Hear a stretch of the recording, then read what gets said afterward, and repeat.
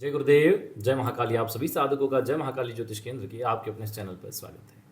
एक विशेष मंत्र प्रयोग आपको दे रहे हैं।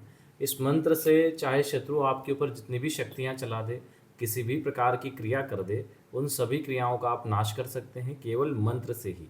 कोई बहुत बड़ा विधान करने की जरूरत नहीं है।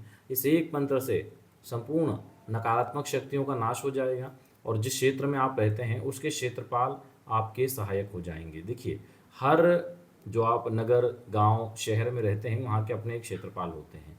वही उस क्षेत्र की रक्षा करते हैं और वही वहाँ संबंधित व्यक्तियों की मदद करते हैं, जो उन्हें मानते हैं, उनको पूछते हैं। तो यदि हम क्षेत्रपाल साधना कर लेते हैं तो उस क्षेत्र में आपकी उन्नति होना तय है। क्षेत्रपाल साधना चैनल पे दी हुई है। आज हम एक वैसा ही मंत्र देंगे जो श्री मणिभद्र एवं क्षेत्रपाल जी से संबंधित है, जिसके प्रभाव से आप अपने शत्रु के द्वारा की गई अविचारिक क्रियाओं को नष्ट कर देंगे और शत्रु की समस्त विद्या इससे नष्ट हो जाएगी। आप शत्रु की शक्ति से जो आपको भय है वो भय खत्म हो जाएगा। चाहे शत्रु स्वयं कोई क्रिया कर रहा हो या किसी से करवा रहा हो, कोई षड्यंत्र कर रहा हो, उसमें सब विफल होंगे उसके षड्यंत्र।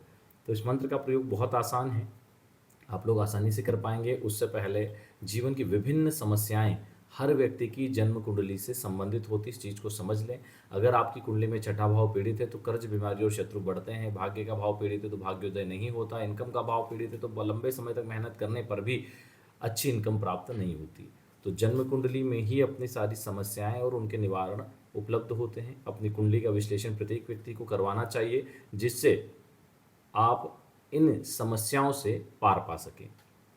तो जन्म कुंडली का विश्लेषण जरूर करवाएं। आज आपको जो मंत्र दे रहे हैं, इस मंत्र के प्रभाव से आप अपने शत्रुओं की शक्ति को नष्ट करेंगे। अपने ऊपर किसी भी प्रकार की तंत्र क्रिया हुई हो, बाहरी बाधा हुई हो, उसका नाश करेंगे और इससे दूसरों को भी ठीक कर सकते हैं। लेकिन उसके लिए आपको समर्थ होना चाहिए। रक्षा मंत्र आदि आपके पास और भी सिद्ध होना चाहिए। फिलहाल ये खुद को ठीक करने के लिए, खुद की समस्याओं को दूर करने के लिए है, परिवार की सुरक्षा के लिए है। आप मंत्र को नोट करिए, फिर इसका विधान देते हैं। मंत्र नोट कर लीजिए।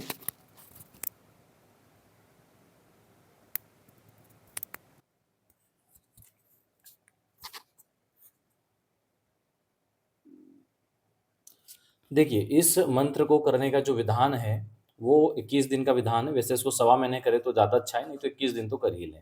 कैसे करना है? प्रातःकाल 4 बजे से इस मंत्र की आपको 5 माला जप करनी है। रुद्राक्ष माला से कर सकते हैं। 5 माला जप, देखो माला को प्राण प्रतिष्ठित करना जरूरी है। अगर प्राण प्रतिष्ठित माला है तो ठीक है, नहीं तो हमने प्राण प्रतिष्ठा की विधि चैनल पे दी है, उसको प्राण प्रतिष्ठित जरूर कर लें। आप इसको रविवार के रोज इसका साधना को शुरू कर सकते हैं, 21 दिन या सवा महीने का अनुष्ठान लेके। तो इसको आप जब करेंगे तो पीले वस्त्र आसन हो, आप पूर्वमुखी बैठें और सामने घी का या तिल के तेल का एक दीपक प्रज्वलित कर लें। हाथ में जल लेके संकल्प लें कि हे श्री मणिभद्र देव, हे श्री क्षेत्रपाल, हम आपके इस दिव्य मंत्र को सिद्ध करने जा रहे हैं जिससे स्व कल्याण और जन कल्याण कर सकें, स्वरक्षा कर सकें।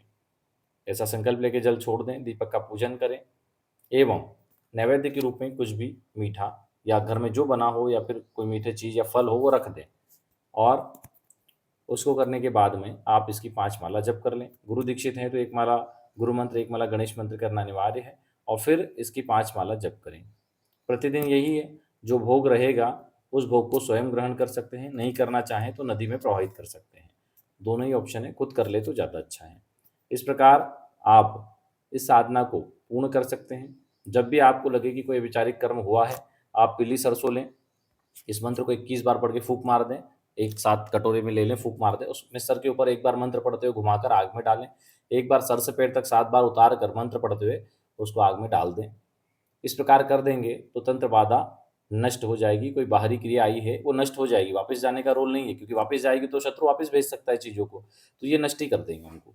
और मान लीजिए सरसों नहीं है तो लौंग ले लीजिए, लौंग नहीं है तो काली मिर्च ले लीजिए, किसी से भी इसको कर सकते हैं। अगर आप किसी ऐसी जगह पे हैं कि आपके पास इनमें से कोई चीज़ नहीं है तो 7 पत्थर उठा लीजिए चलते रास्ते से, थोड़ा सा धो लीजिए और धो के उनसे ही उतार के उनको लंबा हाथ करके दक्षिण दिशा में फेंक दीजिए। तो इससे भी शक्तियाँ नष्ट हो जाएगी और शत्रु की विद्या बंध जाएगी। तो इस प्रकार आप इस मंत्र का प्रयोग कर सकते हैं। दूसरों के लिए अगर करना हो, अगर आप इस क्षेत्र में हैं और दूसरों के लिए कर रहे हैं, तो दूसरों के लिए भी इसी प्रकार कर सकते हैं। मोर पंख से भी इसका उतारा करके झाड़ा दिया जा सकता है। तो एक ही मंत्र आपके बहुत सारे कार्य कर देता है। जो लोग गुरु दीक्षा ले चुके हैं, उन लोगों को पर्यावरण के प्रति भी अपनी ज़िम्मेदारी को निभाना चाहिए। 5 पौधे प्रतिवर्ष लगाइए, 5 वर्ष में कम से कम 25 पौधों को वृक्ष बनाने का संकल्प लीजिए। प्रकृति के प्रति अपनी ज़िम्मेदारियाँ सबको निभानी चाहिए। मौसम किस तरह से खराब हो रहा है, किस तरह से कहीं पानी नहीं गिर रहा है, कहीं गिर रहा है तो अतिवृष्टि हो रही है। तो जब तक हम पर्यावरण और प्रकृति में संतुलन नहीं बनाएँगे, तब तक ये स्थितियाँ होती रहेगी और आगे का जो भविष्य है, वो तभी उज्ज्वल हो सकता है जब हम प्रकृति के साथ चलें। हम ये नहीं देख सकते कि ये व्यक्ति लगाएगा, वो व्यक्ति लगाएगा, सरकार की ज़िम्मेदारी, ये हम सबकी ज़िम्मेदारी है और सबको करना चाहिए। चलिए, आज के लिए इतना ही। जो लोग अपना कुंडली विश्लेषण या ऑरा स्कैनिंग करवाना चाहते हैं, नीचे नंबर दिया हुआ है, उस पे संपर्क कर सकते हैं। जय श्री कृष्ण, जय गुरुदेव।